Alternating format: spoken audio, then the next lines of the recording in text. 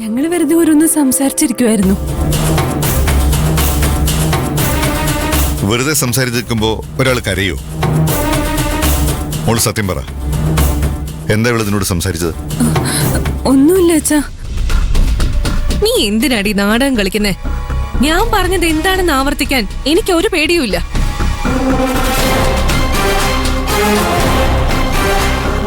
കുഞ്ഞ് നഷ്ടപ്പെട്ടിട്ടും ഇവൾ ഇവിടെ കളിച്ചും ചിരിച്ചും നടന്നുകൊണ്ടിരിക്കുക.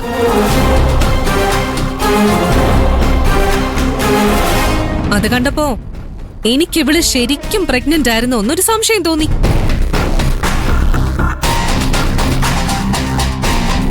ഒരു സാധാരണ സ്ത്രീക്ക് ഇവളെ പോലെ പെരുമാറാൻ പറ്റില്ല.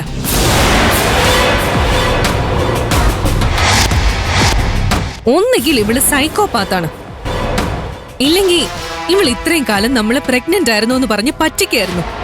നിന്റെ ഈ സംശയങ്ങളൊക്കെ തീർക്കാൻ വേണ്ടിട്ടല്ലേ ഇവളെ മെഡിക്കൽ ചെക്കപ്പിന് നിന്റെ കൂടെ അയച്ചത്? ആശുപത്രിയിലുള്ള ഏതെങ്കിലും ആണുങ്ങളെ ചാക്കിട്ട് പിടിച്ചു കാണും. അതിനുള്ള കഴിവ് ഇവൾക്ക് നന്നായിട്ടുണ്ടെന്ന് നമുക്കറിയാലോ. നീ എന്താടി പറഞ്ഞത്? അയ്യോ അച്ഛാ, വേണ്ട. എന്തിനാ അവള് തല്ലിയത്? ഇത് ഇവക്ക് നേരത്തെ കൊടുക്കേണ്ടതായിരുന്നു.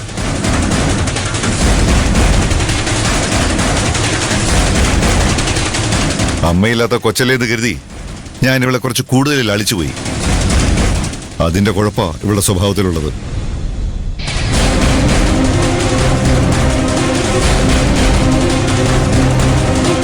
വായിൽ നാക്കണ്ടെന്ന് കരുതി എന്നും പറയാന്നായോ? ഇത് നിന്റെ ഏട്ടത്തിയമ്മയാ. അവൾക്ക് നീ അർഹിക്കുന്ന ബഹുമാനം കൊടുത്തേ പറ്റൂ. കുഞ്ഞിന് നഷ്ടപ്പെട്ട മാനസികാവസ്ഥയെന്ന് ഇവളെങ്ങനെങ്കിലും കരകയറണമെന്നായിരുന്നു എന്റെ പ്രാർത്ഥന.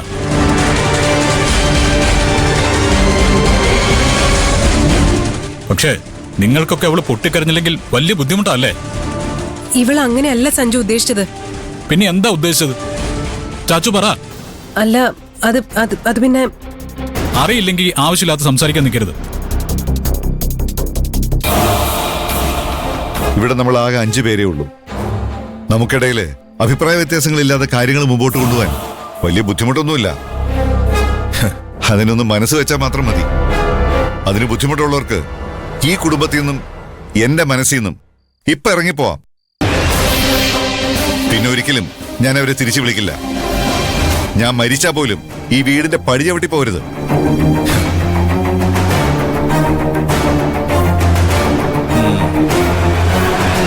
എന്താ പോകുന്നില്ലേ?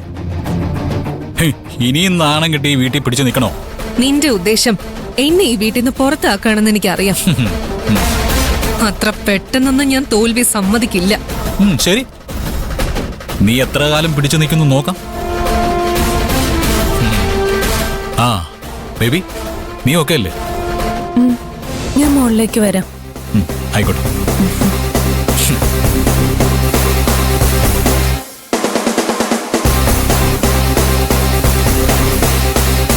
എങ്ങനെ ഉണ്ടായിരുന്നു എന്റെ പെർഫോമൻസ്?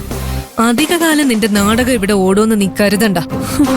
എന്റെ നാടകം പൊളിക്കാൻ മാത്രം കഴിവൊന്നും നിനക്ക് ഇല്ലടി കൊച്ചേ. അതിന് നീ ഇച്ചിരി കൂടെ മൂക്കണം.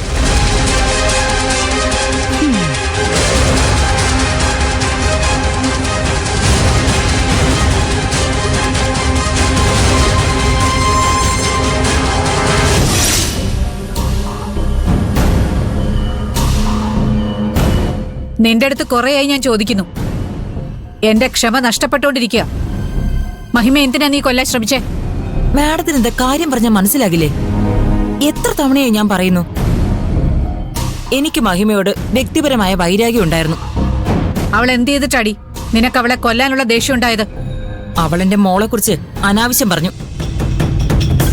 ഒരമ്മയും സ്വന്തം മോളെക്കുറിച്ച് വൃത്തികേട് കേട്ട് നിൽക്കില്ല. മാഡം ഒരു അമ്മയല്ലേ? എന്റെ വികാരം എന്താണെന്ന് മനസ്സിലാവില്ലേ? നിനക്ക് നിന്റെ മോളോട് ഒരു സ്നേഹവും ഇല്ലെന്ന് എനിക്കറിയാം. അല്ലെങ്കിൽ നീ അവളെ തലക്കടിച്ചു കൊല്ലാൻ നോക്കില്ലല്ലോ. അയ്യോ മാഡം, അതൊക്കെ പണ്ട് മയക്കുമരുന്നിന്റെ കിക്കിൽ പറ്റിപ്പോയൊരു അബദ്ധമല്ലേ. ശരിക്കും ഞാൻ എന്റെ മോക്ക് വേണ്ടി ചാകും. അപ്പൊ നിനക്ക് സത്യം പറയാനുള്ള ഉദ്ദേശം ഇല്ല അല്ലേ? നിനക്ക് മര്യാദക്കെല്ലാം പറയാനുള്ളൊരവസരം ഞാൻ തരാമെന്ന് കരുതി. പക്ഷേ നിന്റെ അടുത്തൊന്നും മര്യാദയ്ക്ക് സംസാരിച്ചിട്ട് ഒരു കാര്യവും ഇല്ലെന്ന് ഇപ്പൊ എനിക്ക് മനസ്സിലായി. എല്ലാം മനസ്സിലായ സ്ഥിതിക്ക് ഈ പരിപാടി അവസാനിപ്പിച്ചിട്ട് പൊക്കൂടെ? മനുഷ്യരൊന്നും മനസമാധാനത്തോടെ ഇരുന്നോട്ടെ. അങ്ങനെ അങ്ങ് വിട്ടുകളയാൻ പറ്റുമോ? എന്റെ ജയിലിലൊരുത്തിയെ കൊല്ലാൻ കൊട്ടേഷൻ തരാൻ മാത്രം ധൈര്യം ആർക്കാണെന്ന് എനിക്ക് അറിയണമല്ലോ. പിന്നെ ഞാൻ ഉപയോഗിക്കുന്ന മാന്യമായ ഭാഷ നിനക്ക് മനസ്സിലാവുന്നില്ലെങ്കിൽ നിനക്ക് മനസ്സിലാവുന്ന ഭാഷ സംസാരിക്കുന്ന ഒരാളെ ഞാൻ വിളിക്കാം. അക്കമ്മേ,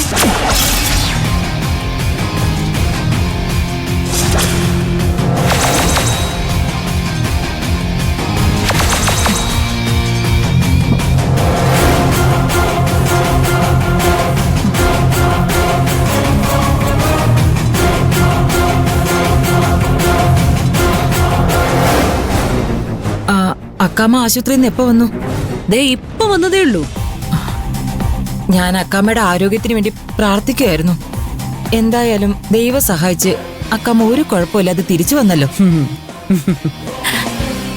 അതെ അതെ, ഞാനും ആശുപത്രിയിൽ കിടന്നപ്പോഴൊക്കെ നിന്നെക്കുറിച്ച് തന്നെ ചിന്തിക്കുമായിരുന്നു. എന്നെ കുറിച്ചോ? എന്തിന്?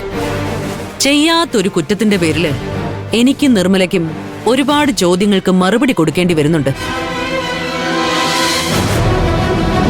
അതിന്റെ പ്രഷർ കയറിയിട്ടായിരിക്കാം എനിക്ക് വയ്യാതായത്. അപ്പോ എന്റെ ഈ അവസ്ഥയ്ക്ക് ശരിക്കും കാരണക്കാരി നീയാ. ഞാനോ? ആ, മഹിമയെ കൊല്ലാൻ നിനക്ക് ആരാ കാശ് തന്നെന്ന് നീ പറയാത്തോണ്ടല്ലേ ആ കൊച്ചു അത് ഞാനാണെന്ന് തെറ്റിദ്ധരിച്ചത്. എനിക്കാരും കൊട്ടേഷൻ തന്നിട്ടൊന്നുമില്ല.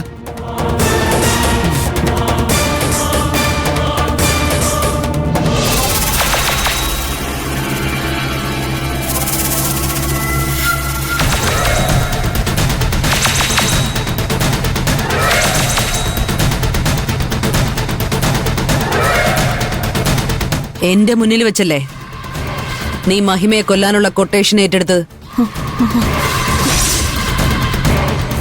അതാരാണ് തന്നതെന്ന് മാത്രം പറഞ്ഞാ മതി. നീ അതെന്തായാലും എന്നോട് പറയും. അത് സമാധാനപരമായിട്ട് വേണോ വേദനിച്ചിട്ട് വേണോന്ന് നിനക്ക് തീരുമാനിക്കാം. നീ പറയില്ല അല്ലേ?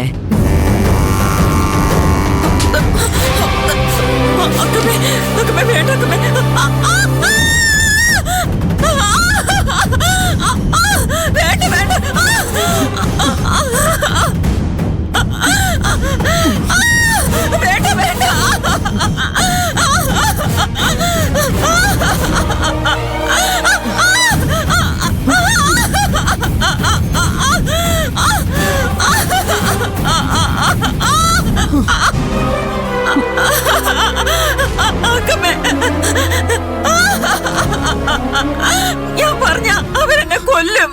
പിന്നെ ഞാൻ നിന്നെ കൊഞ്ചിക്കുന്നാണോ വിചാരിച്ചത്? ഞാൻ പറയാ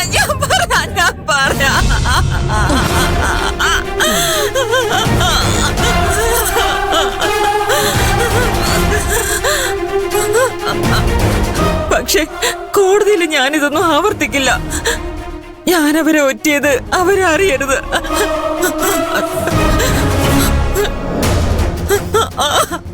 ഞങ്ങൾക്ക് ആൾ ആരാണെന്നറിഞ്ഞാൽ മാത്രം മതി.